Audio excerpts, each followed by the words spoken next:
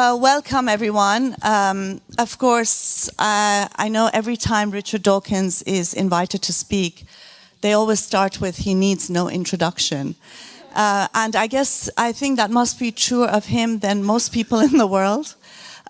We all know he's a scientist, an author, someone who has been so key in advancing public understanding, not only of science, but of reason, of atheism. I think if we did a poll amongst ex-Muslims and free thinkers across the world, I can kind of bet for sure that he would be the most inspirational figure for all of us. So it's such a pleasure and an honor to have you here with us. Thank you very much. And of course, because it's Richard Dawkins, I'm extremely nervous. I've written my questions here. And I was trying to be very clever, but I decided I'm not going to do that. And I'm just going to ask questions that I think maybe we would like to hear. I've listened to, I think, many of his interviews. So I'm going to try and ask questions that might not have been asked before. And hopefully I'll do a little bit of justice to the person that sits here before us. Before we go into the conversation, I want to show a very small clip of a debate that Richard Dawkins had with Mehdi Hasan. It's one of my favorites. Do you actually believe in your Muslim faith? Do you believe that Muhammad split the moon in two? Do you believe that Muhammad flew to heaven on a winged horse, for example? I pay you the compliment of assuming that you don't. No, I do. I believe in miracles. You believe that? Yes. You believe that Muhammad went to heaven on a winged horse? Yes, I believe in God. I believe in miracles. I believe in revelation. I mean, the point here is that let's assume I'm wrong, Richard. I'm wrong. Let's assume I'm wrong. I'm wrong. If you actually believe Muhammad flew to heaven on a winged horse, that's an anti-scientific belief. And that could be wrong. But that bloody well is wrong. But that doesn't change. That doesn't change. How do you know it's wrong? Oh, come on. You're a man of the 21st century. No, I'm just asking. It comes back to my original question. The rational position is the agnostic. The rational position is the agnostic position. Why up there? The rational position. I didn't say up there. I didn't pick a place. Okay, well, why would a winged horse be the way to get to heaven if it's not up there? I asked a question about. You asked about proof. I'm all for saying I can't prove it, but can you prove he didn't do it? I mean, this is the end-all debate. Didn't fly to heaven on a winged horse? I'm just asking on your criteria. I'm just asking on No, I can't prove it, and I can't prove it wasn't a golden unicorn. But I'm fascinated that you'd rather talk about what animals the Prophet may or may not have used 1400 years ago, rather than talk about what Muslims or Islam is doing in the world today, good or bad. Well, that seems to be the distraction. If anyone's distracted, it seems to be you. Well, that's your view. I'm fascinated by how somebody, a respected, sophisticated journalist in the 21st century, can believe that a prophet flew to heaven on a winged horse.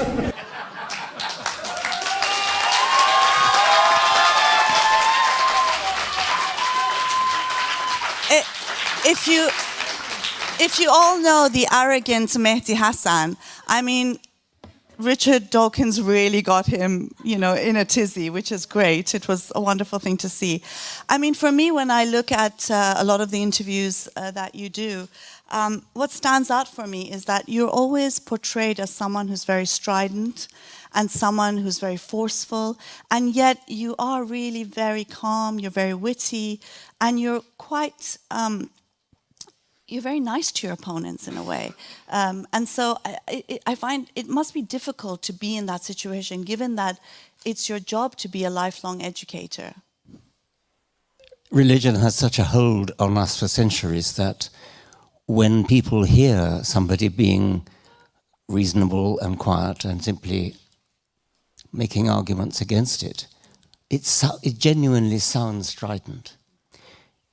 If you compare it with theatre criticism or restaurant criticism, that can be far more strident, but people are used to that. But because it's religion, it just sounds different. It sounds shrill, it sounds strident, it sounds aggressive, when all it is just ordinary rational discourse.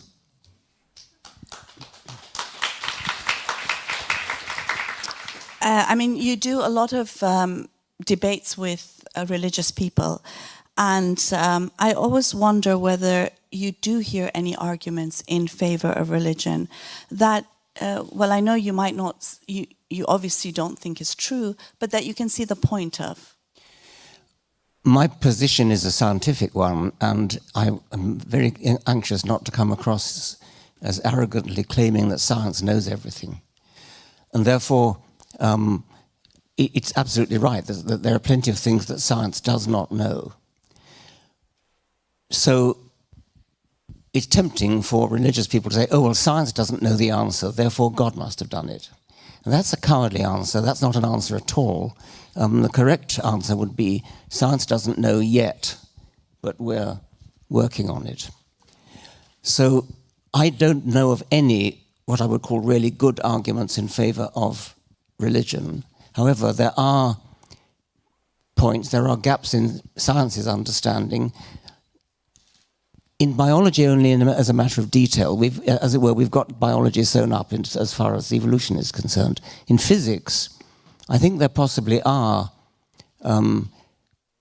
points of mystery which are so mysterious that one has to sort of lie back in admiration of how difficult it is and how difficult it is for physicists to do their job. The origin of the universe, the Big Bang, the origin of the laws of physics, the origin of the physical constants. The physical constants are half a dozen or a dozen or so numbers that physicists can measure. And they can't account for, they can't say where those measurements come from. But what they can say is that if any of those measurements were ever so slightly different, the universe would not have the properties that it has, and we could not be here. And so it's tempting to say that somebody fine-tuned it. It's tempting to say that if we have an array of 10 knobs that people could twiddle to get the rheostats, adjust this physical constant here, this one, there, this one, this one. And because physicists can't explain why the knobs are exactly in the right position to give rise to a universe, galaxies, chemistry, the sun, and eventually evolution and us, they like to postulate a sort of divine knob twiddler who gets these knobs in exactly the right position, having premeditated it. That, of course, is not an explanation at all. We have to explain why the physical constants are the way they are, and to say that some supernatural creator did it is absolutely evading the issue. You're simply pushing the question back as to how the creator got into existence in the first place. So that to me has always been the only argument that even begins to sound persuasive, but even that is not persuasive at all. And I want to stress that because I've been caught out before when I've been pressed to say something, well, what's the nearest approach to a good argument you've ever heard? And I may have said something like, in fact, I did say something like, there could be, I could just about imagine a good argument for a deistic God. Comparing that to a theistic God who knows exactly who you sleep with and cares about it and knows what you wear and knows whether you cut your hair or don't cut your hair or wear a hat or don't wear a hat, whatever it is. So I tried to show my contempt for that kind of theistic religion by contrasting it with a deistic religion which at least has some veneer of respectability. And I said this in a debate with a dreadful man who I won't name. And I think 2 days later, he was up in Scotland giving a talk in Inverness, where I happened to have a friend who took notes of his speech. And he said, Dawkins has changed his mind. He's become a deist. And I call this the Eddington concession, mining the Eddington concession. The great physicist Eddington once dramatized the importance of the second law of thermodynamics by saying something like this. If your theory is not supported by experiment, well, never mind, these experimentalists do get things wrong sometimes. And he went on like that, and then he said, but if your theory goes against the second law of thermodynamics, I can offer you no hope. There is nothing for it but to collapse in deepest humiliation. Now, what Eddington was doing in his initial concession was to say, by contrast with the second law of thermodynamics, there may be other physical laws which are less certain. And I was doing the same thing with my deism concession. That was analogous to the Eddington concession. And this man went up in Scotland and promoted this lie, really, that I had turned into a deist because of what I'd made that concession. I suppose on this, just keeping to this issue, we all have family who are religious, who believe they're going to go to heaven. And I sometimes don't have the heart to tell my parents that that's not the case. So I guess I'm getting to that point where I know you insist on what's true, and that's very important, and of course it is. But is there something about religion that can give comfort, that might be seen to be positive? I mean, I don't think there's any positive in religion, and I've said it all the time, but that is an argument that might make some sense. I'm never going to go to somebody's hospital bed, on their deathbed, and say, no, you're just going to rot when you die. I would, excuse me. I would be prepared to, well, not exactly lie, but keep quiet under those sort of circumstances. If people want to read my books, they can read them. I'm not a kind of doorstepping evangelist who goes and knocks on doors and says, "Are you saved?" and or are you unsaved? So people are free to read what I've written if they want to. I don't thrust it down their throats. And if it gives them comfort, well, if you want to take comfort in a falsehood, that's your decision.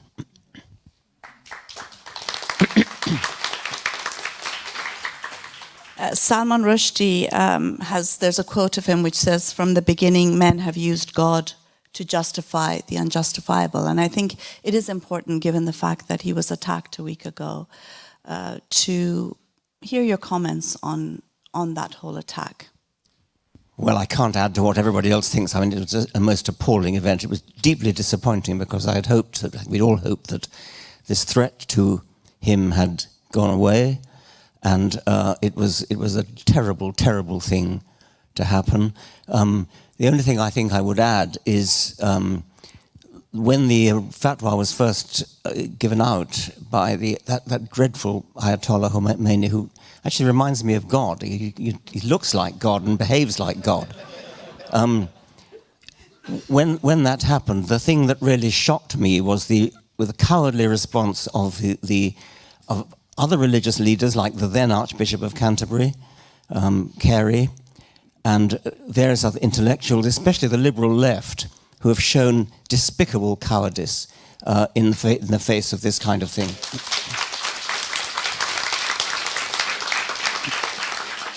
Of course, I think it's important to add, I think Pragna Patel is here from Southall Black Sisters. There was a group of women standing against thousands of Islamist men shouting for his death, and they were there saying, "Long live Salman Rushdie." And I know many on the left in Iran held pickets. I think Fariborz was organized one of them at the time. So very, very important. But as you say, there were so many who didn't support him. I know you don't do movements, but I think given the fact that this is an ex-Muslim and free thought organized conference, I think, and I don't think anyone's ever asked you this, but we would love to know what you think about the ex-Muslim movement. I think it's wonderful. I'm entirely in favor of the ex-Muslim movement. I think it's courageous. I think it's very much needed. I hope it has some influence back in those countries which are influenced by Islam.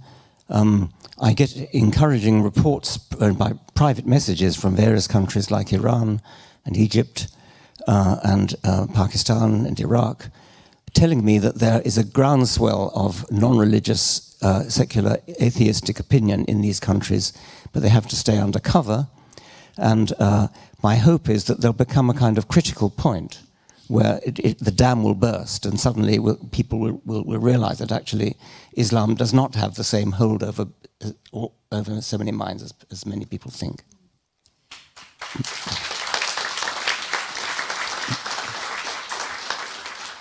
One of the things that really stands out for me about your work is you're always talking about the wonder and the poetry and the beauty of science. And it's such a contradiction with a religious view. So if you can expand on that. Well, gosh, yes.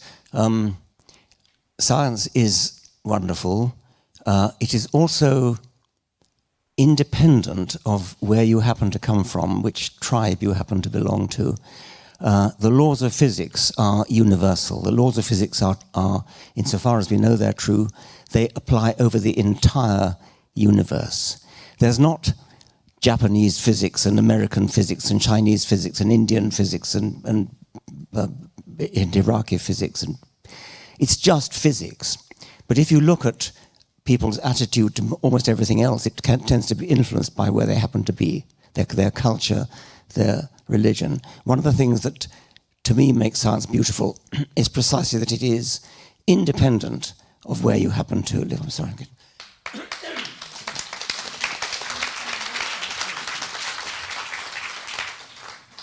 I know people have asked you what you would like to be known most for, and you've said your science and your books, but other than that, what would you like to be most known for? Well, I can't really say other than that, because that is the main thing. I mean, I think I said science is beautiful.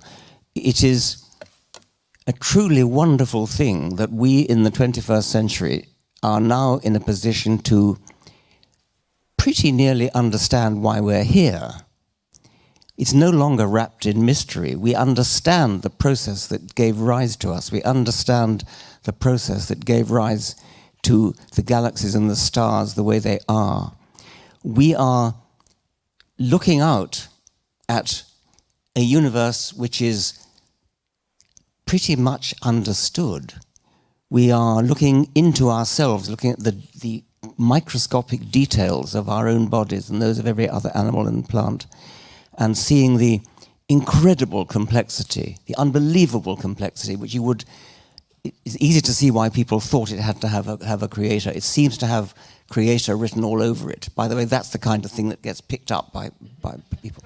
And what is truly wonderful is that actually we understand how that complexity has come about. We know that the laws of physics, working through the amazing process of Darwinian natural selection, can put together objects as incredibly complicated as ourselves, objects with brains which are now large enough to understand where they came from and why. I mean, to me, it is an amazing privilege to live in a time where we can say that.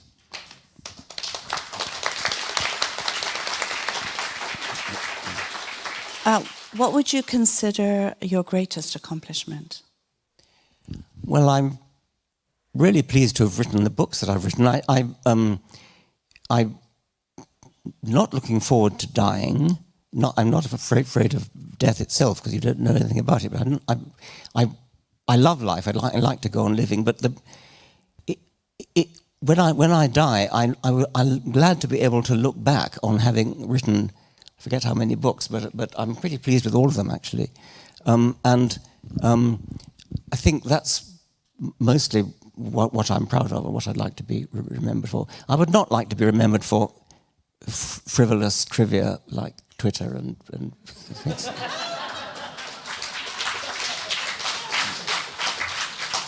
Do you have a favorite book that you've written? Oh, Extended Phenotype. Yes, okay, Extended Phenotype. Thank you. Okay, I mean. I asked him. Okay, I'll leave that to the audience.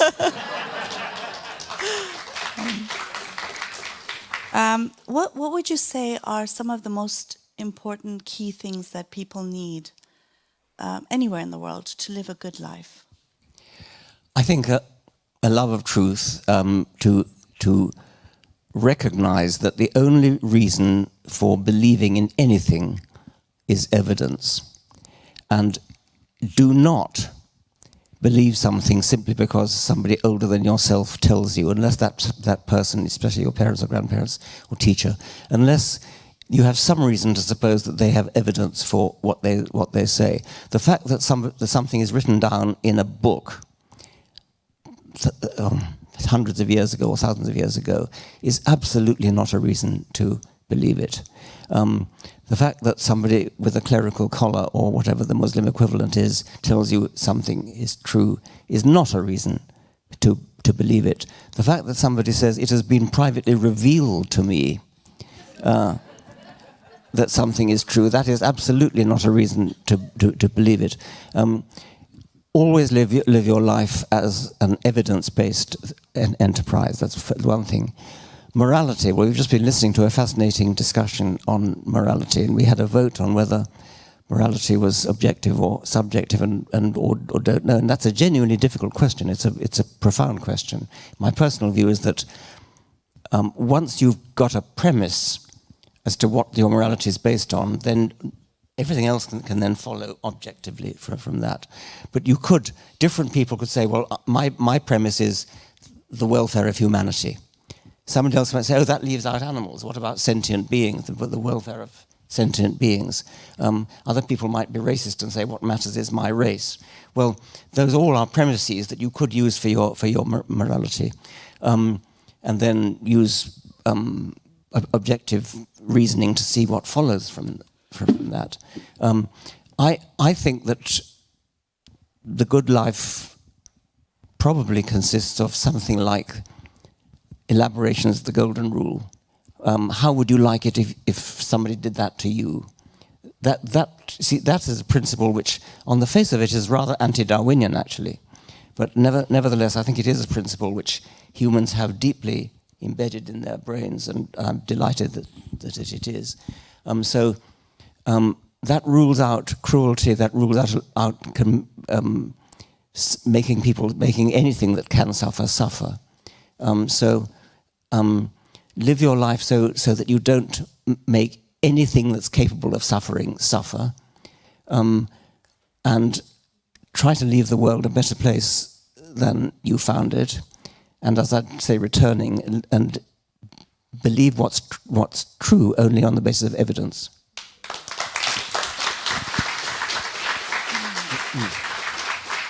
Well, I think Richard Dawkins is definitely one of those people that have left the world. You haven't left the world, but you've... Sorry. You will leave the world a much better place than you found it.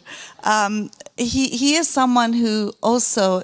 It's just... You're just such an interesting person in the sense that you're not just a scientist, you're a lover of poetry, you're a lover of novels, you're a lover of music, and that's quite evident in a lot of the debates you have, in your writings.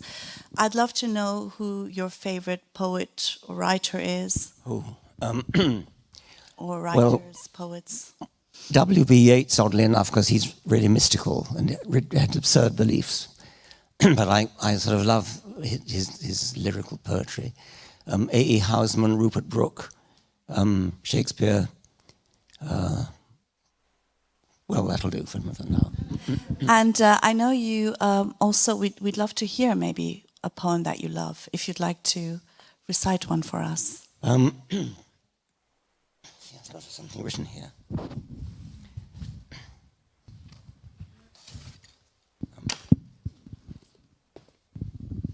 My mother died at the age of 109 a couple of years ago, and I had, excuse me, in my autobiography I had published a short poem that she wrote, and A.C. Grayling, Anthony Grayling, who I think is a great hero of the atheist movement, saw this poem and asked me whether there were any more. And so my sister and I looked around to try to find in her papers handwritten poems that she'd written. So might I read one of her poems? And I also have one of Charles Darwin, if I could do it.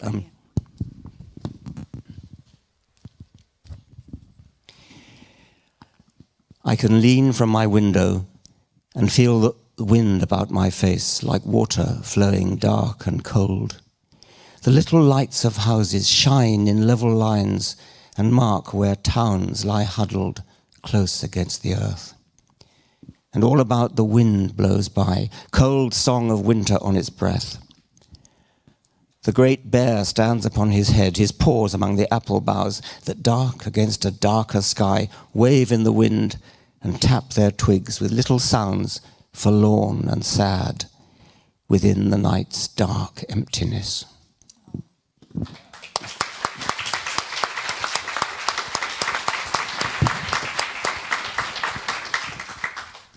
Charles Darwin is in danger of being cancelled in various places for his now outdated writings on race and things like that. So I just thought it'd be nice to read a poem by his great-great-granddaughter, Ruth Padel, which is mostly just quotation from Darwin. She took Darwin's own words, I think mostly from the Voyage of the Beagle book, and arranged them into verse form.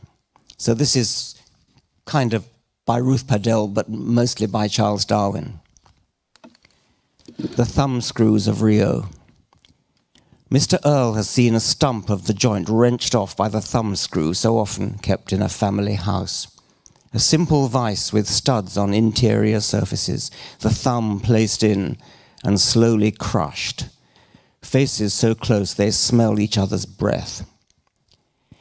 If I hear a distant scream, I remember a house where I heard most pitiable moans, and I suspected some poor slave was being tortured, but was powerless to remonstrate. I lived opposite an old lady who crushed the fingers of her female slaves. I stayed in a home where a young mulatto was reviled, beaten, and persecuted every hour, enough to break the spirit of the lowest animal. I've seen a boy 6 or 7 struck thrice with a whip on his naked head before I could interfere, for having handed me a glass of water not quite clean. I saw his father tremble at a single glance from his master's eye. This day we have finally left the shores of Brazil. I thank God I shall never see a slave country again.